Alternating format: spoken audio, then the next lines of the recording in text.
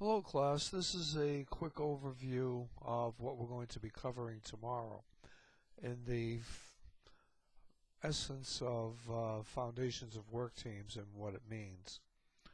Well, let's talk a little bit about work teams.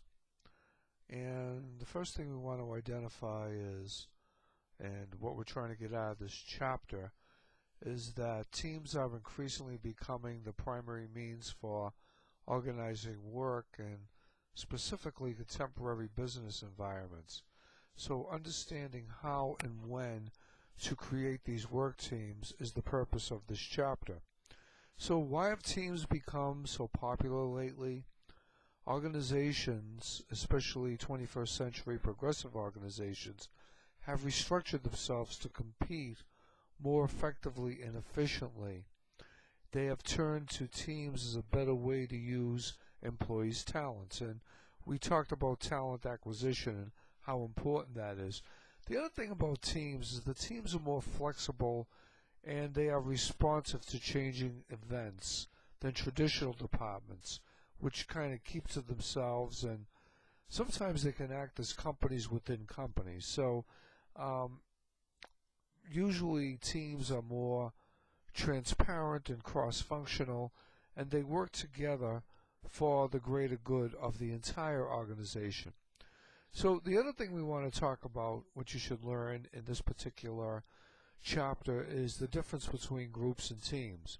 Well, a work group is going to be defined as two or more individuals interacting and independent. They have come together to achieve a particular objective or set of objectives. For example, one is an expert in one thing, one is an expert in the other. They come together to share their expertise to solve a problem. A work group is different.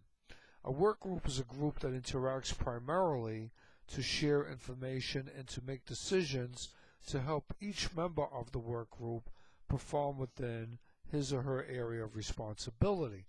Now, that's where you do a SWOT analysis on the group. People complement each other for strengths and weaknesses. And PowerPoint 10.5 in your book specifically relates to that. We're also going to be talking about, different types of teams: problem-solving teams, self-managing work teams, cross-functional teams, virtual teams, multi-team systems, and creating effective teams. We want to talk about why teams are effective. What is it about their leadership and structure that makes a team what it is? What is the composition of the team? So we're going to be talking a lot about these things tomorrow.